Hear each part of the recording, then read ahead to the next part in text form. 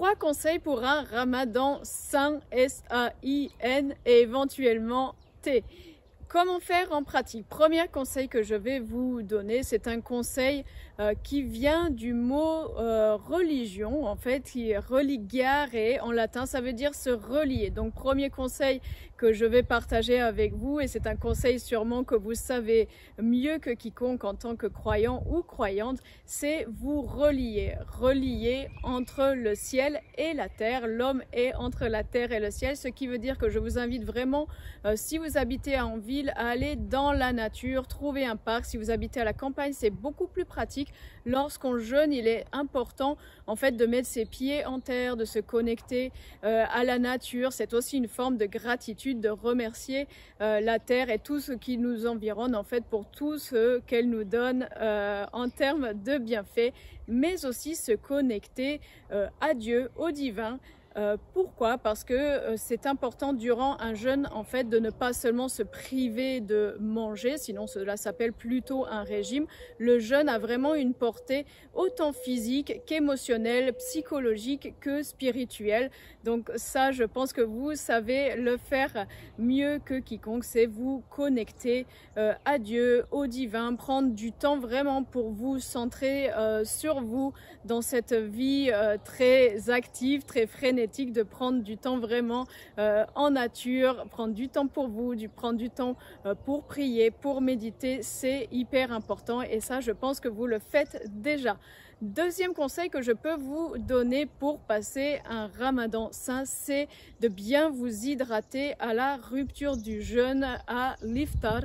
Plutôt que boire du lait, surtout du lait de vache qui n'est pas adapté pour l'être humain, je vous conseille plutôt de prendre par exemple un verre d'eau légèrement alcaline ou de prendre encore mieux de l'eau de coco. Si vous avez des cocos fraîches, c'est vraiment génial. Sinon, en briques, malheureusement, elles seront pasteurisées. L'eau de coco a 1001 bienfaits et surtout, c'est un fruit qui est très hydratant. Après un jeûne sec, il est important d'apporter une hydratation maximale avec des oligo-éléments vraiment biodisponibles. Donc prenez de l'eau de coco en rupture de jeûne. Si vous avez un extracteur de jus, bien sûr faire un jus de légumes à base de carottes mais aussi de fruits qui vont être très aqueux. Ça peut être la pastèque, si c'est pas la période on peut mettre éventuellement un peu de pommes, on peut utiliser la betterave, on peut utiliser le concombre, le céleri qui sont des aliments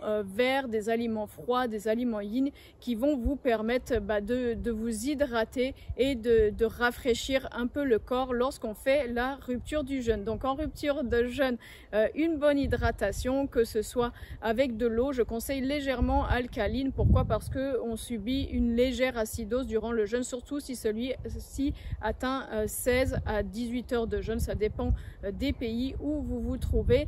Vous pouvez prendre de l'eau de coco ou encore mieux un jus de légumes. Attention à ne pas boire de jus de fruits sucrés. Pourquoi? Parce que cela crée un pic de glycémie et c'est vraiment une mauvaise idée après un jeûne de 14, 16, 18 heures qui a été éprouvant pour le corps parce que c'est un jeûne sec, ça induit un stress sur l'organisme. Il est important de ne pas faire un autre choc au corps en mettant une dose massive de sucre. Donc on reste plutôt sur jus des légumes, eau de coco ou eau.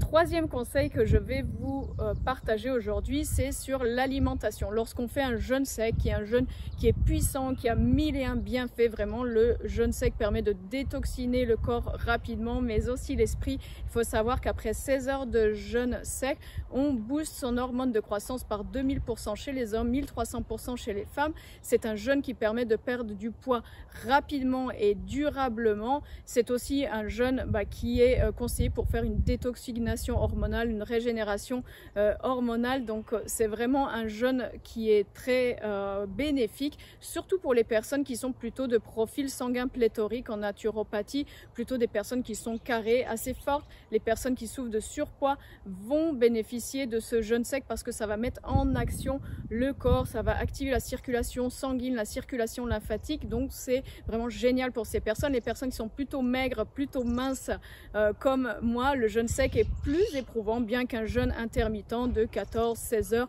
se fait assez facilement, d'où l'importance de bien se réalimenter le soir. On évite tout ce qui est lourd, on évite les sucres raffinés, on évite de mettre beaucoup de sel bien sûr, et on évite surtout les céréales. Pourquoi? Vous avez dû le remarquer lorsque vous jeûnez, si vous prenez un gros plat de riz le soir, pire si vous mangez des sushis par exemple le lendemain, vous allez avoir du mal à jeûner, vous allez avoir soif toute la journée. Si vous restez sur des choses qui vont vous hydrater, qui vont vous apporter des vitamines, des minéraux comme les salades, les fruits, les légumes crus, surtout le cru, prenez du végétal et cru à 70-80% de votre assiette. Ensuite ajoutez-y, si vous le souhaitez, un peu de légumineuses, bien que je suis contre les légumineuses car ça crée des gaz, des ballonnements, c'est pas adapté à l'être humain. Je vous conseille plutôt de mettre quelques protéines végétales ou protéines animales comme des œufs, peut-être de la viande blanche comme du poulet ou de la dinde, des petits poissons comme des sardines, maquereaux, anchois. Voilà ce que vous pouvez faire avec beaucoup de légumes, beaucoup de crus, un peu de légumes cuits. Évitez au maximum les céréales, vraiment prenez-en une petite portion et prenez plutôt des céréales sans gluten, plutôt des choses légères. Si vous voulez une cracotte ou deux par exemple de sarrasin avec votre repas, pourquoi pas, mais évitez vraiment de vous faire un plat de pâtes, un plat de riz, parce que le lendemain le jeûne va être encore plus dur et ça va faire un stress supplémentaire à votre corps. Surtout que le but du jeûne sec, ça va être d'éliminer les glaires, les cols, le mucus, et les céréales créent ce mucus. Donc vous faites un jeûne sec pendant 28 jours, un jeûne intermittent sec qui va vous permettre d'éliminer beaucoup de toxines, beaucoup de colle, beaucoup de mucus, beaucoup de glaires. Ça va vraiment assainir la sphère hépatique, la sphère intestinale, la sphère pulmonaire aussi. Donc il ne sert à rien de remettre des céréales. Donc mon conseil, c'est vraiment 70 à 80% de cru, de végétal, légumes, un peu de fruits, un peu de protéines animales si vous en mangez. Évitez tout ce qui est raffiné, bien sûr, tout ce qui est industriel, et évitez de manger beaucoup de céréales. Vous verrez, le jeûne sera beaucoup plus facile et vous allez détoxiner d'autant plus. Si vous avez un but, un objectif de perdre du poids aussi durant ce jeûne, allez plutôt vers de bonnes graisses, quelque chose qui s'oriente vers le régime cétogène. Mangez des olives, de l'avocat, des noix, des amandes, ce genre de produits qui vont vous apporter des bons lipides et qui vont vous permettre d'avoir plus de bénéfices sur ce jeûne intermittent, bien que le but du Ramadan ne soit pas forcément de perdre du poids. C'est un jeûne qui est religieux à la base, mais je sais que de nombreuses personnes en profitent un peu pour réguler tous les excès de l'année. Dernière chose aussi, attention dans l'alimentation, attention aux excitants. Si vous buvez du café, du thé le soir ou le matin avant de commencer votre jeûne, non seulement ça va créer de la faim si vous le faites tôt le matin toute la journée, c'est un astringent des muqueuses, ça va sécher la muqueuse intestinale, ça va vous déshydrater, et ensuite il y a des excitants, cela peut créer des migraines le lendemain. Donc essayez de rester loin de tous les excitants, café, thé, également évitez le chocolat, évitez les sucres, parce que tout ceci va rendre le jeûne plus difficile au lieu de le rendre plus facile. Faites l'expérience cette année d'un Ramadan basé sur une alimentation vraiment adaptée à l'être humain, basée majoritairement sur le cru, sur le végétal, et vous allez voir une différence énorme. Nous sommes en plus en période de printemps. Lorsque le Ramadan se passe au printemps ou à l'automne, c'est une période de détoxination naturelle du corps. Donc profitez-en pour aider votre corps à bien détoxiner. Prenez éventuellement des infusions, par exemple de pissenlit ou de romarin, qui vont aider le foie à détoxiner. C'est bien d'aider le foie. Vous avez aussi des produits complémentaires pour aider le foie que vous pouvez prendre avant la période de jeûne, une semaine avant, puis pendant le jeûne, pendant les premiers jours.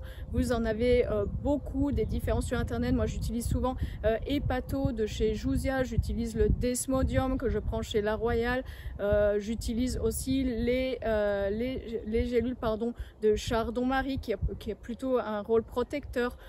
Prenez des choses pour votre foie quelques jours avant, voire les premiers jours du jeûne, pour aider le foie à bien fonctionner durant ce jeûne, et vous allez avoir des résultats extraordinaires et aussi un bien-être incroyable. Cela va se voir sur vous, mais aussi vous allez rayonner sortirez à l'extérieur et tout le monde vous demandera le secret pour avoir l'air aussi en forme.